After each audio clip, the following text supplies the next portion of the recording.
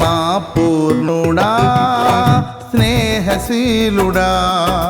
విశ్వనాథుడా విజయ వీరుడా